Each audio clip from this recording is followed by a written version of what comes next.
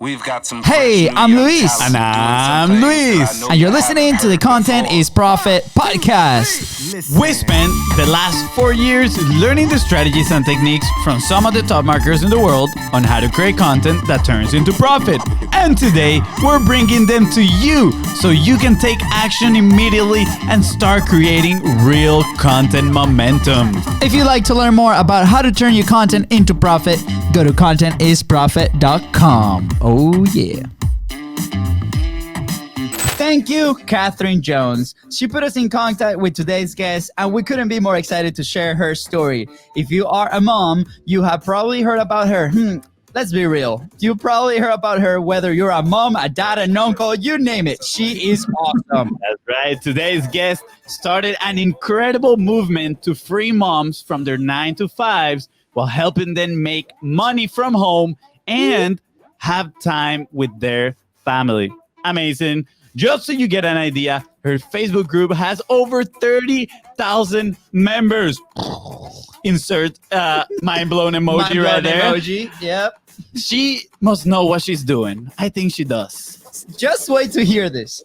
She is a best-selling author, 2 Comma Club Award winner, and spends a lot of time with her beautiful family, 3 kids, and 1 amazing husband, while making a 6-figure salary and working part-time hours. Yep, every mom should meet today's guest. I think not just every mom. I think everybody should meet today's guest. Yes, that's right. I know, clearly we're not moms. Clearly we're not moms. Okay, good. But I'm glad we are here with today's guest. So please welcome today's guest, founder of the Free Mama Movement, iced coffee lover, have sweetened with soy milk, please. And we recently found out she used to play soccer. So future content is profit. Soccer team mom, Miss Lauren Golden. Woohoo! Welcome, Lauren. Okay, I had no idea that I was being invited to a concert. That was the most fun introduction. I've done a lot of interviews. I'm having a really good time so far. And I have my iced coffee with me, so we're going very strong. I think we should end the episode. That's it. I mean, guys. And we're done here. And that's how you make 6 figures working part-time hours. That's it. You know, you shut it down. Wow. Thank you so much for the compliment. And thank you so much for being here. We're so excited to have you. Yes. I'm pumped. It's a party. It is a party. That's right. It's Friday. It's party time. When you mix, with the Hispanic, the passion, the dance. I know. We had to include some of those elements in here. Yeah. You guys sound like my spin class instructor from this morning. Well, it's always like Latin theme ride on Friday, and I'm like feeling it. I'm like, this is so good. That's awesome. I can assure you, I do not look like your spinning instructor. No, her body is much better than yours. No offense. I know FONZI here has been trying to get me into the gym, for like the last 2 months. We've been doing progress, guys. We've been doing progress. We actually started practicing soccer again, so that's so exciting. And I saw on Instagram, Lauren, that you had a picture with like a bunch of old shoes. And I was like, those are soccer cleats, because I used to have the same soccer cleats actually. Yeah. It was like 8 pairs of dance shoes and then 1 pair of soccer cleats. Yeah, and it was so excited to find out because, actually talking with Catherine Jones, that she used to play soccer, we were like, we need to start the Content is Profit soccer team. So it will be an absolute honor to have you in our team as well. This is the official invitation.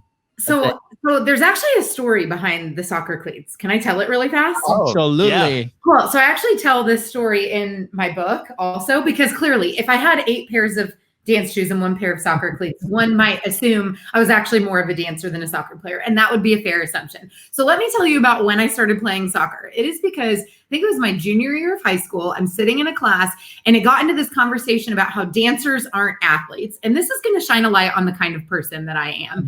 And someone sitting next to me is like, just totally egging me on. When you have those people that they just know they're going to get you riled up. So she dancers aren't athletes. Like, that's so cute. We had like a personal trainer for our competitive national award-winning dance team. It still gets me fired up. And she kept saying, like, well, if you think you're such an athlete, why don't you try out for soccer? And so I did. And I took her spot on the team. Now, I'm not like the best. I didn't make varsity. I was on JV.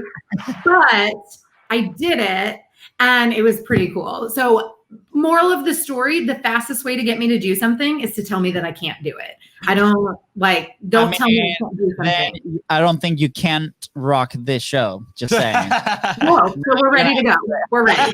Do it. Oh man, like it's impressive, like how your face just like changes, like game mode. Let's go. Yes. And that passion and drive, we'll be diving into that in just a second. I also want to share, like, I have massive respect for dancers because I lived in Spain for a full year, playing soccer. And my coach comes one morning, he's like, "Hey guys, we got to start cross training and I have the perfect session for you." But I'm not telling you where we're going, right? So we're walking through like the whole Barcelona city, and then we end up in like this like crazy place, like we're building around a corner, and we go through the back, right? And we come in and we're in the locker room, and then we see a ton of people just walking in, very skinny, very people. Where are we? And we're a dance studio. We're about to dance jazz. We're gonna do jazz classes, and let me tell you, that was probably one of the most first humiliating experience of my life, because I found out that I was not flexible at all. So soccer players are not flexible. And second, humiliating, humble experiences, because wow, the people there were total badasses and athletes. So I can attest to your story 100%. It is a workout, All my dancing experience is just merengue and salsa, and I get tired. You get exhausted. It's a cardio workout, so I can't even imagine doing it competitively. So yeah. Sorry. Well, Lauren, tell us a little bit, what's about this movement? I mean, clearly, we've seen you everywhere. We're not moms, so it's awesome. But at the same time, we'll dive into why moms. But tell us a little bit, who's Lauren? What happened in your life that now you're doing these amazing things with so many people? Well, once someone told me I couldn't do something, and so I just how do we get here? So after I hung up my 1 year soccer cleats, finished dance, went to school, one of the things about COVID, I think, is that it's really challenged the way a lot of people are living their lives right now, because we were all forced to get very uncomfortable and we didn't have a say in the matter. And that's kind of what entrepreneurship did for me, and how I got here. I was a very status quo kid. I did really well in the school system because I'm a really hard worker, and I like structure. I'm very type A. And so not maybe your typical visionary entrepreneur. I'm more of your CEO entrepreneur. And so I did well in school, and then, you go to school and then you go to college. That's what you do. Right. And I did that, and I did well. And then I met my husband. And so then I got married and I got a job, and then you have a baby. It was the most status quo kind of life ever, except for me. As soon as I had that daughter, that my oldest is my daughter. Well, I have 2 daughters now, but anyway, my oldest is a girl. And as soon as I got pregnant with her, I kind of took this step back, where I looked at the childhood I had grown up with, where my father is an entrepreneur and my mom stayed home with us. Mm-hmm. And all of a sudden I'm in this position where I'm working a 9 to 5, making not that much money. And it was not a financial possibility for us at the time to not have 2 incomes. We didn't even talk about it. I had to go back to work. And so all of a sudden I had to reconcile, wow, I'm not going to be the mom that I grew up with, and I had a great experience. I'm not going to get to be that. And does that mean I'm a bad mom? And do I feel guilty? How do I feel about this? I'm not really sure. But for me, I had a really big breakthrough that first day back from maternity leave after my oldest was born. She's now 8.5. So this was a while ago. And I was in my office at my job, and my job was okay. I mean, it didn't pay that great, but I did things that I liked, but toxic work environment, didn't really love my boss, all that kind of stuff. I'm in my mid-20s, so I think I know everything. And I sit down at my desk, and I remember this distinct moment where I actually pushed back, and I was like, wow, I love working. So that was my first aha, where I was like, okay, cool. So I'm going to have to find a way to be the mom that I want to be, but still work, because I actually I like producing. I like being challenged. I like solving problems. I like using my brain in a different way, totally different way. You still have to use your brain as a parent, but it's just different, right? So that was my first aha. And then my second aha moment was when my son was born 2 weeks later, and I was crying on my way home from work every day. I would put on these big, I don't have any in here right now, but my sunglasses are very big. They cover half my face. super cool like that. And I would put on my sunglasses, I remember, like even on rainy days, because I didn't want my kids to see me crying on my way home from work, like after I would pick them up from childcare. And I just was like going through the motions. It was like, get up early, drop my kids off so someone else can watch them, go to a mediocre job. It wasn't bad, but it wasn't awesome. Go to a mediocre job, pick them up, go home, rush through dinner, try to get them clean, put them to bed, and then just like zone out on TV to like just pretend like I wasn't totally average, and then wake up again the next day and do it again. And so that is when I realized like, this isn't working. I love working, but this is not the life I want to live. And like, this can't be it. Like, I think that was really where I was at. I was like, this can't be it till I die. I'm like, this is not. I refuse. I was just I just refused to accept that reality. I'm like, I need to make something happen. Yeah, I knew I had to do something, but it was actually my third aha moment. I have all of my children brought me a gift in life, these moments of clarity. So we actually got unexpectedly pregnant again. So now I've got the 2 kids. We're cool being a working mom, but the 9 to 5 is not working for us. We're not happy. And I found out I was pregnant again. And so then I came up with this game plan. I'm like, cool, we're going to ride out these 9 months. We're going to get bigger. Then a baby will come. And then I just won't go back. This was my plan. Okay, for all my planners out there, can we just agree this was like the worst plan ever? That was my plan. I'm like, something will really happen while I'm making this human inside of me over the next 9 months that allows me to stay. Like, worst plan ever. But I made this plan. Well, at 12 weeks into my pregnancy, we actually found out that we lost the baby. And it was totally unexpected. I had no idea anything was wrong until I went in for just like a regular checkup. And it shook my entire world in every way. I mean, just emotionally, everything. But that was actually where my third epiphany came from. I started hearing this voice, like maybe a little crazy, but I had gone through some trauma, so we'll justify it. But I literally heard this voice in my head, whether God, universe, whatever you believe in. And it was like, what's your plan now? Like, just on a loop. Like, what are you going to do now? What are you going to do now? And so I actually walked in and I quit my job 1 week later. Wow. And that was the birth of the Free Mama. I am perplexed. Like, so family for us has been a massive driver, right? Like, maybe not at the level that you describe the drive as a family, but we have family back home in Venezuela where the political situation is really challenging, right? And we cannot wait to bring him here. It's been 10 years apart. You know, we've seen each other a few times here and there, but it's like nothing like having them next to you, like being able to give them that hug, right? And I feel like, you know, with this COVID thing, a lot of people are experiencing something like that. So I feel that, right? And I also have a 16-month-old, right? FONZI. No, I'm kidding. I really have a 16-month-old. And even though I'm not a mom, I feel very similar, right? Like, I was just on an interview earlier and I was like, dude, like the baby was sick for the last 3 days with high fever. And, you know, we're blessed that we're flexible enough to do this, but also at the same time, there's execution that needs to be done here.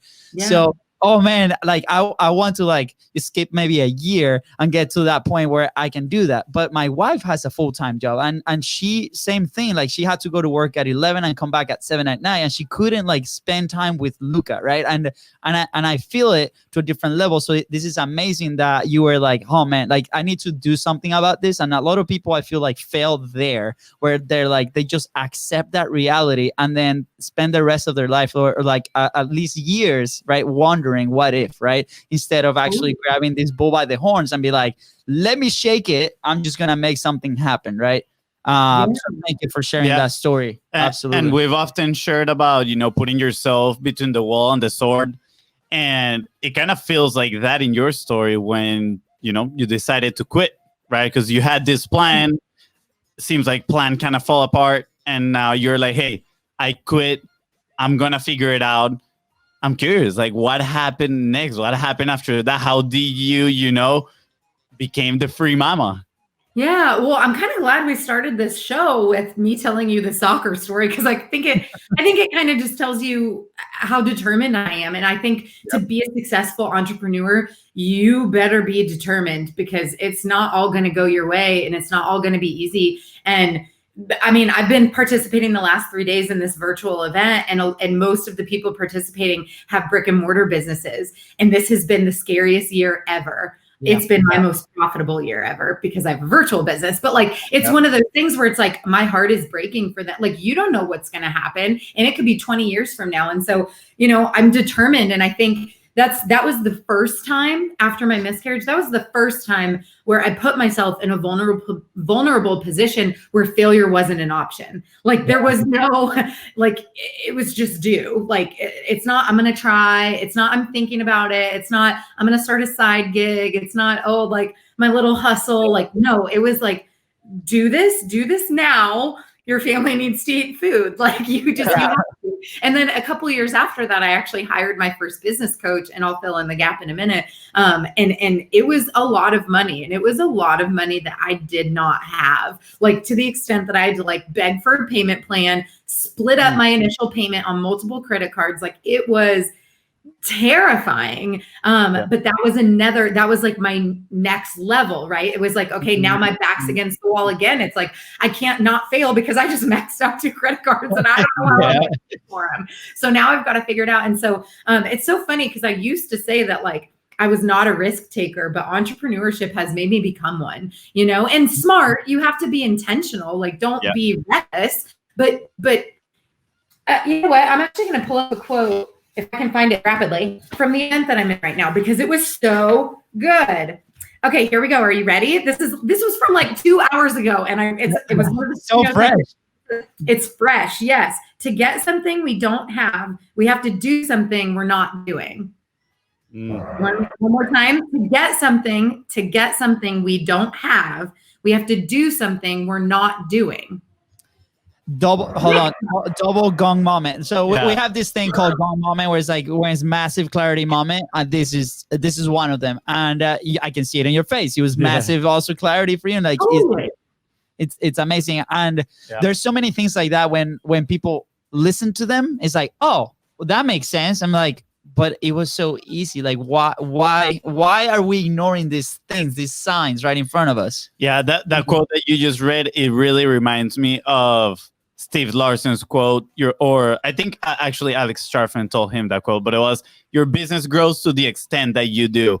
And, you know, for when I first heard that, I was like, wow, I haven't done much growing in the last 4 years, because I'm pretty much in the same spot where I was 4 years ago. And that was a huge perspective shift. And I mean, we can go on in that story in a little bit, because I'm very curious about hearing on your coaching side of the story, all that depth that you went into, all that risk. But thank you so much for sharing that quote, because definitely I think it's one that will, you know, make people think, okay, I need to start changing certain things that I'm doing right now. Yeah, I've come to realize through my own experience that we're our own glass ceiling. You're your own glass ceiling. And so you've got to do things different and shake it up. So that hiring a business coach was my first like real up leveling. But when I first quit my job, to answer the question of like, how did I not have to go back and get another job after I quit it, is that I started freelancing. And for me, I always worked with freelancers when I was in like a corporate set. Like, I knew what that was, like just being a contract service provider. And I knew that there were writers and graphic designers and all these kinds of things. So I actually started as a social media manager in early 2015, 14, one of those years. I saw a webinar by Liz Benny, who is amazing. She was actually the first business coach that I hired 2 years later. Nice. So we've come and then like, was it last night? Last night we had a surprise birthday party for her, virtual. Oh, that is so cool. This weekend. So shout out to Liz Benny. But I purchased her very first course called Social Monkey Business, like way back in the day. And it opened this, like my eyes up, like, oh my gosh, I do social media for my job. Like, I'm not the best because I'm like self-taught, but imagine if I like actually invested in this. And I think people hire people to do this, like not as a job. And so it opened my eyes, right? Like going and looking for something new. It just expanded what I believed was possible and what I believed was possible for me. And so that's what I started doing, is I started freelancing as a social media manager. It was going well. I actually converted my employer. I convinced them to keep me on as their social media manager. And then that way, like, they split my salary in half and they hired someone part-time to do the other stuff that I did in-house. And I kept all the social media. So we just like kept on rocking, which was a beautiful solution for both of us for a couple of years. And then then we outgrew each other. And so that's actually part of what I teach people now is how to turn their employer into their first client. But so I was doing that, and then we moved. Like our world kind of got shook up again. So we had a miscarriage, and then my husband, who was also very entrepreneurial, he got a job offer that was just like too good to pass up. And so we moved away from all our friends and family. It was super scary. And I actually found out I was pregnant with our rainbow baby. So I do have 3 children. The same weekend that we came down to Katy, Texas to buy a house.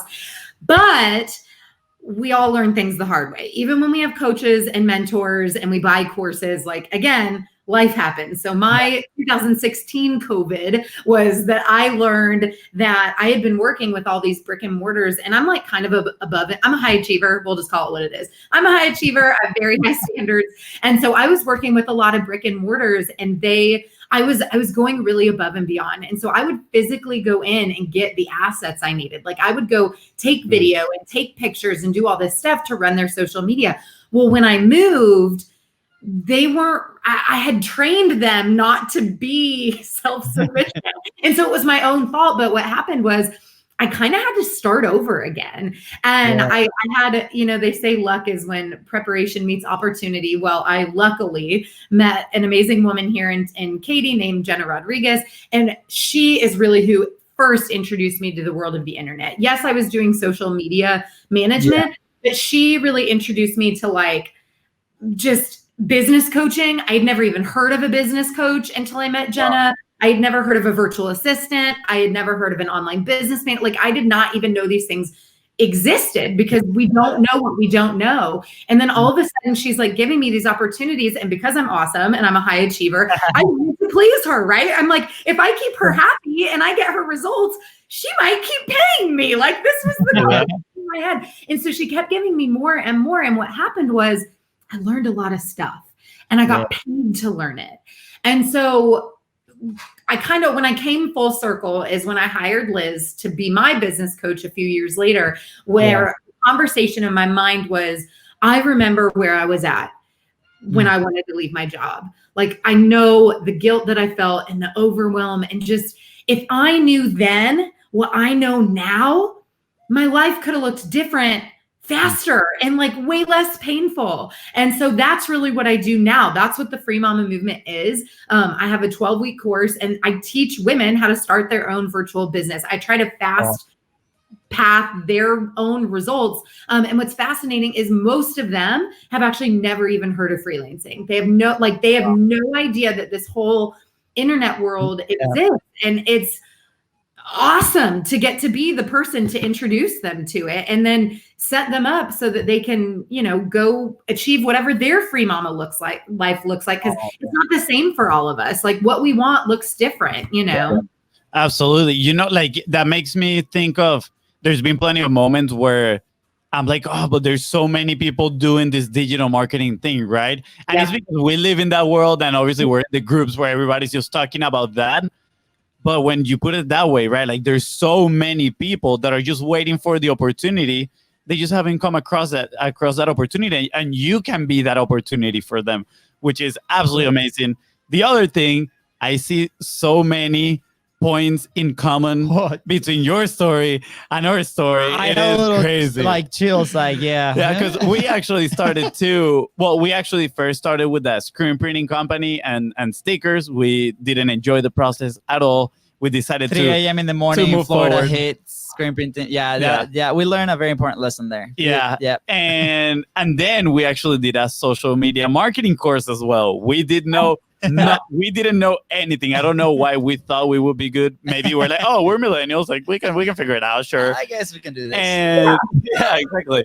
And we started working with brick and mortars. We used to go to restaurants and they had no assets. We would go. We learn. Again, like you said, they pay you to learn these skills, which is absolutely amazing, right? We are extremely grateful that they allowed us that opportunity, because thanks to them, we learned photography, videography, right? Social media, funnels, everything you can imagine, digital marketing. We learned thanks to these people. Yeah. And I'm just so Fast forward it's so to funny. when I quit my job, turn around, and they become also a client. Again, super crazy. And then we end up being at Boise with Steve. Massive, crazy investment on our side with money that we had no idea that we like how we figure it out. And it's funny because you're not the first person that like tells a story like that, right? Like a lot of very successful people in the space or like running a business now, they've had these moments where like they come to face themselves, be like, oh man, like, is this really like the thing, right? And I wrote this question earlier, right? How do you accept that failure is not an option, right? We were there, and how did you do it? Like you're like one day just like, that's it. Like, I don't care anymore. Like, F this, you know, I'm going forward. I know you're a high achiever, but like how do you make that decision? Because, you know, we work with a lot of people too on their starting phases on publishing a lot. And we're like, hey, it's just as simple as just putting the phone in front of you and just sharing a story of what happened in the day. But internally, I think that not a lot of people feel enough pain to do that. And that's our story, right? Like for us was really challenging as well, but it wasn't until we lost a big like client, like 9 different locations, that they went out and they're like, guys, you have nothing on your social media. Why should I trust you to sell me this product, right? And we're like, oh man, like this is horrible. Like I feel so bad. So that's how we started to publish every single day. But the pain was so big. Have you encountered people that are successful without feeling that pain and accepting that fear is not an option?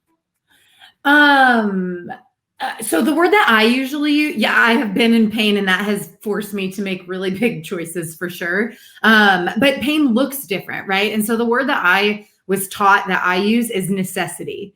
Like you have to have a high necessity, a high need to get it done. That necessity might be pain. For a lot of people, it's financial pain, right? Or maybe it's time pain or relationship pain. I mean, I know people who in my community, you know, maybe they don't have to work, but like they're sick of their spouse breathing down their neck, like, hey, I bought you this $1,000 course. Where's the money, right? Like there has to be something internal that's driving you. And so it may be pain, but I mean, my hope with what I do in my audience is like, I kind of want to get them going before they're in pain, because that's like, if I can, but that's an internal thing, you know.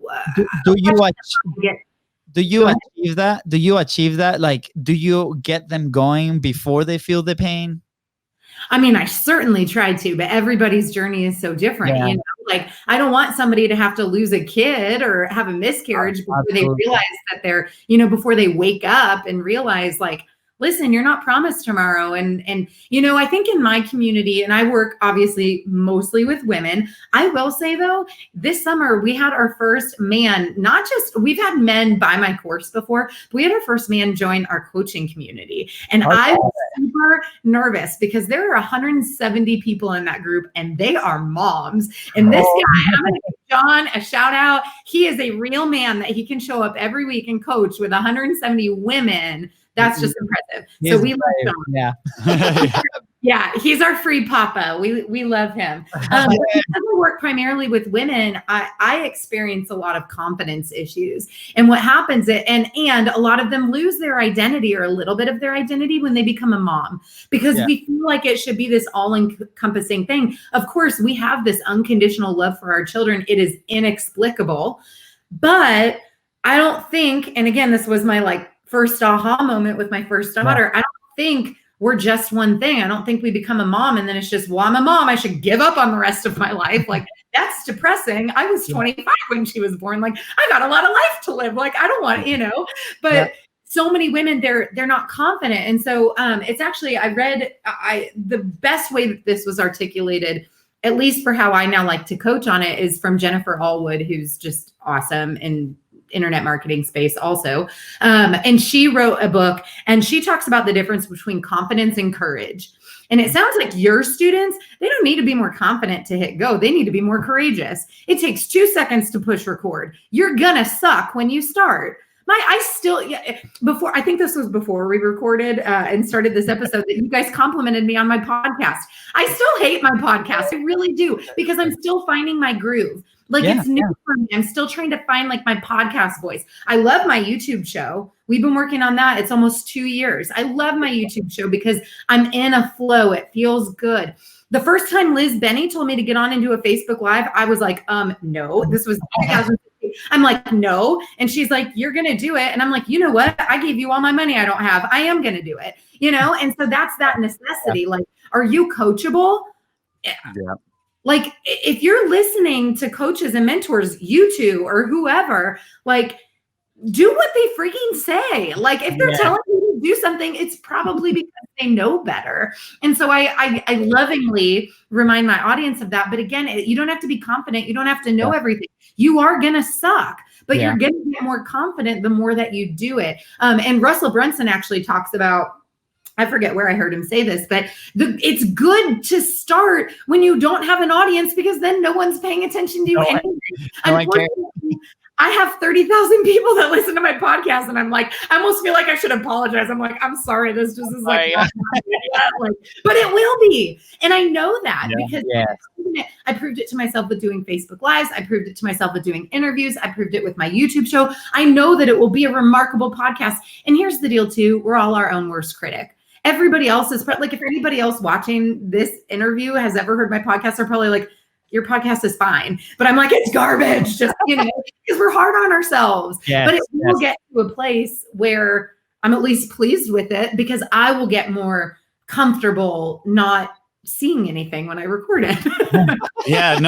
I love this topic, you know, and you mentioned identity. And for what I've seen and for what I'm seeing right now, your identity across everything is just very transparent. It's just you, right? And I was listening to one of your podcast episodes, and you were talking about your MLM story that you had, right? And for me, what caused an impression was that, because I know a lot of people that are in MLM, and obviously it's a huge market, but you were saying that the moment you find out that only like 99.7% of people failed, you know, you were like, I cannot do this. I cannot go and sell this to someone knowing that they probably are going to fail, right? And for me, that was like, wow, that's interesting, you know, like if everybody thought like that in MLM, there would be no MLM, probably, right? So I found that wouldn't work. And I found this super interesting, because it's like obviously super ethical, and then you decide to go on and find your path. So congratulations on that. That is absolutely amazing. And going off of identity, right? I feel like you've kept that identity same in your YouTube, in your Facebook group, in here, right? In this interview that we're doing right now. And we talked to Bart Miller one, and he's like, hey, you can take on identities, the identities that you need to have to become good at, for his example of cycling, right? If you want to be a cyclist, you need to take on the identity of a cyclist, right? If you want to be an entrepreneur, you got to take on the identity of an entrepreneur. So I'm curious, you know, in your eyes, how does identity plays a role in this journey, right? Especially in the journey of these moms, because you said sometimes they lose their identity. So how does it look for them? Is it a recovery of identity? Is it them building a new identity? How does it look like? I think it's going back to their authentic self. So I like the word recovery that you just used. That feels good to me. Like, here's the deal. Like, I don't know that I actively was like, what do I want my identity to be? I just show up as myself. And one of the biggest compliments I ever got is funny. You mentioned Bart. I love Bart Miller, but when McCall Jones, Catherine's sister-in-law, paid me one of my favorite compliments I've ever received. And she said, Lauren, you were one of the most consistent human beings. She's like, I've met you in real life. I've talked to you on Zoom. I've like been on a call with you. I've, you know, coached in your group. I see your Facebook Live. Like, no matter where you are predictable in a good way. I always know who I'm going to get. And she's like, especially in the internet marketing space, sometimes you meet people in real life and you're like disappointed. It's kind of like with a celebrity, right? Like, you have your favorite celebrity and it's like you meet them and you're like, oh, that would like, I kind of wish I didn't meet you. Unfortunately, that happens in this internet game too, right? Where you're like, oh, someone, you think they're going to be so like whatever, and then you meet them and they blow you off. And this has actually happened to me at Funnel Hacking Live. And I was like, dang, I can't follow you anymore, because that is like, you're out of integrity, right? Whereas like, I will hug you on the internet and I will hug you in real life. Let's talk. Like, so I'm proud that I'm consistent, but here's the deal. So many people that I work with, I'm sure you see this too, struggle with imposter syndrome, especially when you're getting started because you don't have a track record yet. You're getting people to hire you for stuff and you're like, but I haven't actually really done it. Like, I don't, you know, or I've only done it once, or I've only done it for myself. And I get that. I've been there. And I've struggled with imposter syndrome a couple times on my journey. Like, as you up level, there's like a new thing. And the way that I overcome it time and time again is that I'm just me. I will never try to answer a question I don't know the answer to. I will only coach from my own experiences. And you've probably heard, like, I think I'm already up to like 4 or 5 name drops today. That's because I'm not going to take credit for something that's mine. And you don't have to either. Like, you can be, I think it's Russell who talks about like starting as the reporter. And I actually heard him say that about 4 years after I did it. I just didn't know that that was a smart thing to do at the time. I just didn't think I knew anything worth sharing. And so when I first quit my job, I actually started a blog. I thought the blog was going to make me money. It didn't. Spoiler alert. But I thought it was. And every Wednesday I would interview a business owning mom. And honestly, it was selfish. I was like, I just want to ask them these questions because I have no idea what I'm doing. And so I'd ask all these things, but I realized, when I realized over time, like, oh my God, like that was really smart. I had no idea that that was smart. Like, but that was really smart because then I could tap into their audiences and I could learn from them. And I was figuring out my own voice and the things that I cared about and that I wanted to lean into. And so, you know, again, back to your students that like are so afraid to put out content, for the love of God, just decide. Like, there is not one magic secret token that you are going to go listen to another webinar next week. I know you registered for it and you think you're going to learn the thing that will help you get started. It just doesn't work that way. You just have to like wobble your way until you find your feet. And so just start talking. But that's, you know, identity, like, you know, you can define it, but I think, who do you want to be known for? What do you stand for? What are your values? And then are you actually demonstrating that when you show up in the world? That's, I mean, I think that's the key. I love, I love everything of this conversation. It's amazing. And you know, that what you said about internet versus real life, that consistency, and Macole, shout out, we love you, BFF. She's absolutely amazing too. And it's so true. You know, we've seen it the same. Like, you see people in real life and then you're like, wait, but like, that's not the same thing that I was looking, right? It feels weird. And what you're talking about right now, I love it. Be courageous, you know, take action, just do it. And I always tell myself, what is the worst that can happen if it goes wrong, right? And usually the answer is like, it'll be the same way as if I don't take action or don't do anything. I'll be in the same exact position, right? Like, very rarely is going to be something that is going to put me in a negative position, if you want to put it that way, right? Very rarely. You're not going to die. You might pee your pants. I certainly did the first few times I did webinars. I was like, this is just not going well. Like, it was terrifying. I literally like lived near the toilet because I just thought I thought I was going to die, but I didn't die. And here's the deal. Not doing the things you need to do is definitely not going to get you where you want to go. So you might as well just do what your coaches are telling you to do. Yeah. Absolutely. That has been like one of the things that, you know, with people, especially, we also come from the brick and mortar. You know, I come from the fitness industry, like fitness studios, and try to indoctrinate these people. And like, okay, you literally are hiring our services to do this, but then, you know, you're questioning or not doing what we need you to do for this to be successful, right? So obviously that crowd is I guess is a very unique crowd too, because they're also operating at different levels, right? So it's like, okay, they want to have the control, or maybe the crowd that we were dealing with, right? But at the time, as we, you know, we've been moving up and dealing with a lot of very high achievers and working with very high achievers, like, is wonderful because everybody does what they do best, and then the result is amazing, right? So going off of identity too, like the story that you told about the moms, I lived it with my wife, right? She's a pharmacist, and when she had Luca, she had a major freak out because that was really challenging. And I was like, baby, I wish I could understand you. I don't, right? And it's like, okay, then translating that, we always, here internally, we always try to translate that into the business. Okay, well, that customer, right? That person, that whoever, whatever program or whatever level they're at, how can I understand them so I can put it in perspective and then move forward? And one of the things that I always come back to, it's our own story with similar struggles, maybe, right? And so how do we find that relationship, right? Like you found it on your dream client or your dream person that you provide value to, which are the moms. There are similar stories. Does it always have to be a similar story? How do you do that? I don't think it has to be a similar story, but I definitely think that the reason that I found success rapidly is because I was selling to a previous version of myself. So I understood that avatar on a very deep personal level. I knew how to talk to her. And what's really interesting is that you're still gonna attract the outliers. Like I gave my friend John a shout out earlier. Like I'm not talking to dads. None of my marketing is talking to dads at all. But I have grandparents. I have women who want to have a family someday who come into my community. They're like, hey, this is awesome. Like I'll be set up and ready to go before I even get pregnant. Like, so I have stay-at-home moms. I actually have never once, well, in my words, I have never targeted a stay-at-home mom.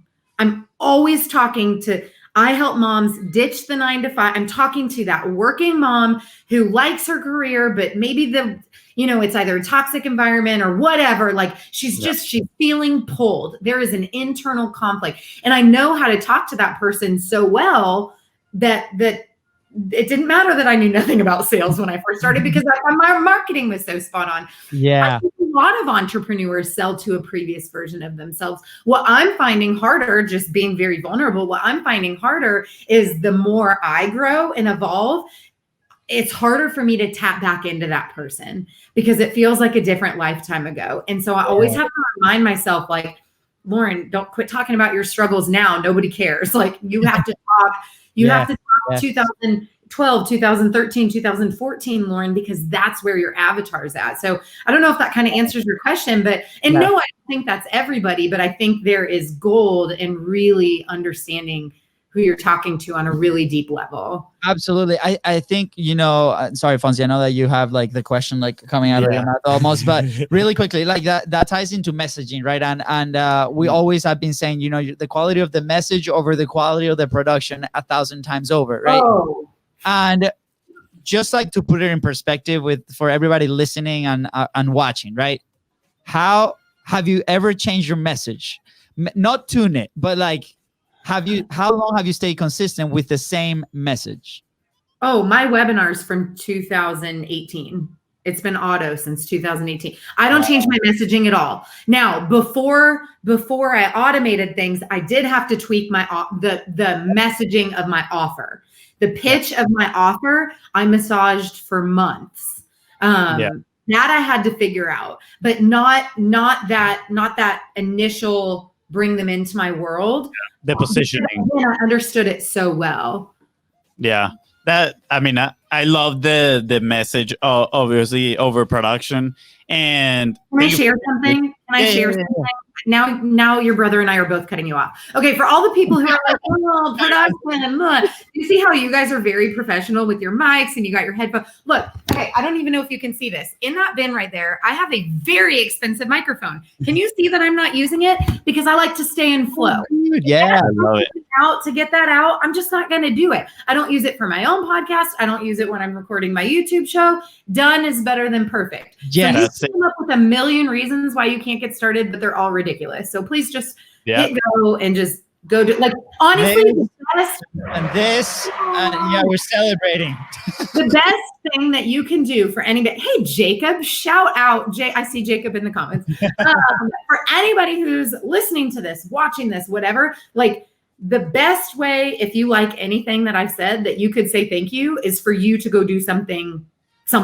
Go do something. Like, I'm a very action-oriented coach, individual. Like, nothing, your ideas don't matter. They don't. Nothing matters until you execute. It's all about implementation. So say thank you and come back in the chat and let me know that you did it by going live. Like, you can talk about your dog. It doesn't matter. Please just start. Like, get out of your own way. It's just, you're just delaying what you want. It's so sad. Stop. I love the passion that you have around this, around taking action. I absolutely love it, and I feel that the passion, and that, I guess, our pain, part of my personal pain, was that we knew we had to publish for like 3 years. We heard Russell, we heard Lewis House, any entrepreneur you can imagine in the face of earth, they were saying, create content. And we were like, yes, we need to do it. But we didn't do it for like 3 years. Actually, fun story, we purchased this stuff right here about a year and a half ago. And we put so much friction to create the podcast. We got cameras and stuff. Yeah, we got to make it look nice. And then we recorded 5 episodes. They have never seen the light. They might never see the light. Who knows? And we put all this in a closet for a year and a half. We didn't use it. And guess what? When we started being consistent, was doing a challenge that we put to ourselves. It's like, dude, let's just go live on Facebook for 45 days in a row. It doesn't matter how it looks. It doesn't matter how it sounds. Let's just go live and practice. And that's what we did. And literally that challenge is what changed our business totally. Day 15, we actually had to stop because of the business that came in through those Facebook Lives in the personal profile, which was insane. Yeah. And then obviously that evolved into the machine that's happening now. And this is a testament of what you're saying. It's like, go freaking take action. Don't be like us and wait 4 years. Do it now. It doesn't matter. Like, you're going to learn a ton. The personal growth is going to be there. You're going to meet a ton of people. It's just going to be awesome. That personally has been the most motivating factor for me, besides building relationships, which is number one. The personal growth. Like, there's something that happens when you start putting your message out there and talking to people, turning your thoughts into words. I feel like it has changed me. Well, and that's powerful. But for me personally, the biggest change is when you prove to yourself that you can do hard things. You prove to yourself that you can do things you didn't think you could. We actually did a challenge in my Facebook group. I don't even know what day it is, but several weeks ago. And I had my graphic designer make like an image because I wanted people to see what I was saying. And on the top was it. Oh, I don't have it on today, but we have like a little girl on a computer that's part of my logo. We had her on the top, and she had just like, her lips were just like straight across, which is not what it looks like on my logo. And it was basically like, this is where you're at. This is your life. It's not bad, but it's not what you want it to be, or you wouldn't be listening to me, Yeah. So, and then on the bottom was like our normal logo with like the sparkles coming out and like a smile. And underneath it was like your dream life, like basically meaning everything you want, all the things that you're aspiring towards or you want to do. And then we had this line in between that said limiting beliefs. And for most of us, the thing preventing us from actually going from where we are to what we want is in between our ears. It's all the reasons we tell ourselves we can't do it. One of you earlier in the interview said, we tell ourselves like, well, so many people are already doing it. Yeah, been there, done that. You were not the first person to write that story. Like, I spent a year sitting on the edge of my seat thinking about launching the Free Mama movement. But because there was someone else who was talking to moms about business, how vague is that? I told myself like, well, she's already doing so awesome. She's so far ahead of me. Everyone is already listening to her. And I told myself that on repeat. And now I hear how ridiculous it sounds because I'm on the other side. But when that's the limiting belief you have, it feels hard. If you've told yourself creating content is hard or it's scary or it's whatever, you have this like line between you, and you are the only one who can get you to the other side of that line. And you have to show to do it. So yeah, you're going to get better at publishing, and your podcast will get better, or your Facebook posts, or whatever the thing is. That's awesome. But the bigger byproduct is that you are going to transform as a human, and you're going to improve your mindset, which by the way, will help you make more money because and it's through the act of actually doing the thing you previously didn't believe you could do. That's the biggest transformation you could probably make. You could do that doing a Facebook Live. I mean, this kind of life coaching is free. You just have to do it. Like, it's so good. Yeah, I love it. And I want to share something here from a book. It's called The Courage to Be Disliked. That's the name of the book. Ooh, and like it's like, the book is about this philosopher talking to a kid. Like, the whole book is a dialogue. It's pretty cool, right? And the kid comes saying to the philosopher that not everybody can be happy in life, right? And the philosopher is like, everybody can be happy, right? So it's a big discussion. But to sum it out, we use sometimes, right, excuses. People use trauma sometimes, right? I'm not playing it down or anything, but what he says is like Freud psychology says that people cannot do certain things because of their trauma they have in the past. What this book says, and it's a different type of psychology, that people use previous trauma as an excuse not to do what they have to do, right? So now I like, after reading that, I'm thinking in all the times that I had doubts of taking action into something, and I was like, wow, I was just making excuses. I just didn't want to do it. Therefore, I was saying, oh, somebody else is doing that, right? So when you change that perspective, that mindset I don't know, like action follows too, right? So I encourage everybody to look at things that you have been postponing for a while that you know you have to do, and just realize that, wow, what is the excuse that I'm putting myself, right? Is it that important? Probably not. Like 99.9% of times it's not going to be that important for you to stop you from taking that action. So thank you so much for bringing that fire and the passion. I love it. Lauren, to start wrapping things up, we have two questions very quick. What is an action point people can do today? What is something that they can do today to get that first win and keep the momentum rolling? I mean, I think that has been the topic of the whole podcast. I mean, go live. I think for your students, it sounds like that's what they need. Like just go live. And here's the deal: do it on your personal profile, wherever you are. Like if you're an Instagram person, do it on Instagram, do it on Facebook, whatever. It doesn't matter.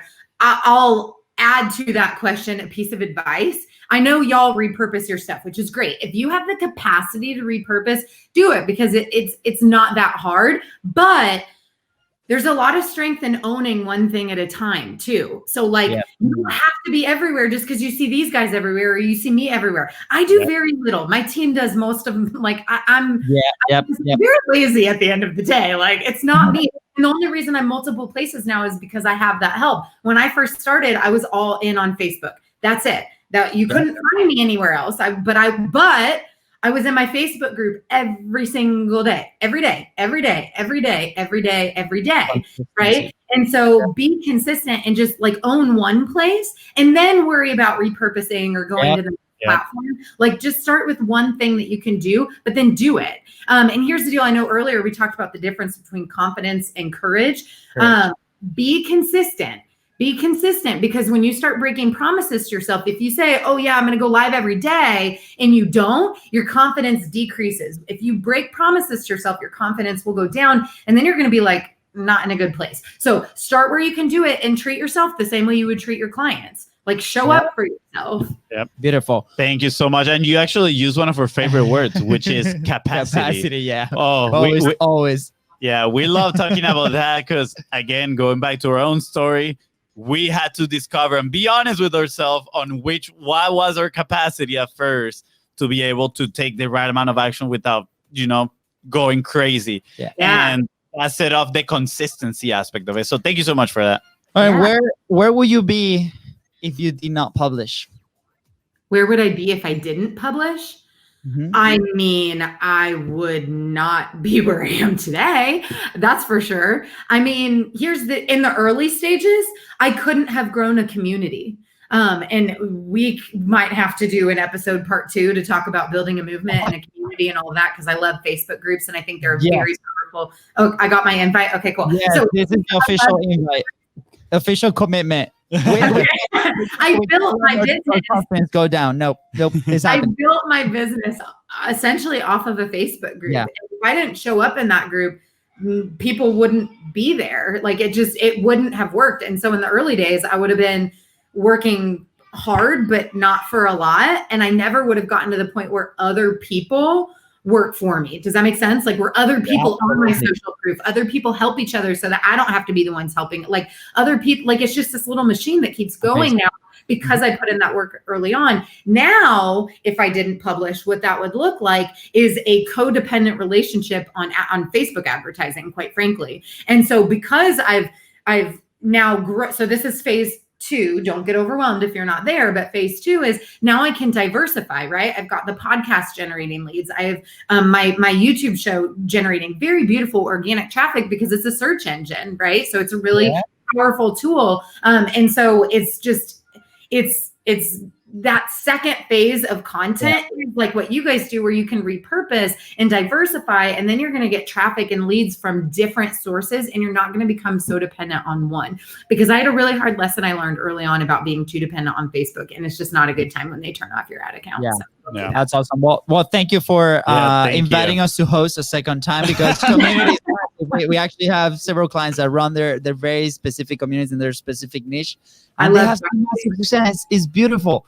Lauren, where can people find you? Where can they connect with you if they want to be part of your movement? Where can they go?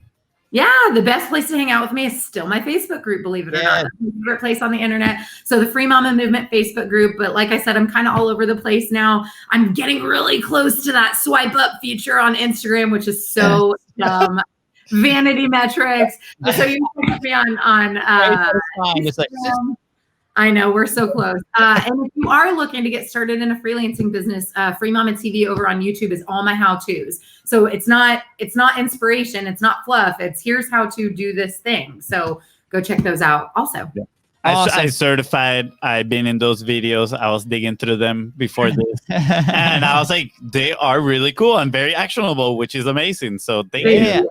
London, we gotta say the Hispanic goodbye. But with that being said, thank you so much for tuning into the Content is Profit podcast. Go ahead, smash that subscribe button and follow us on social media at BIZBROS Co. That is right. And if you find this episode impactful, which I am sure you did, because Lauren was amazing, don't forget to share it and leave a 5-star review. Thank you. Bye, guys.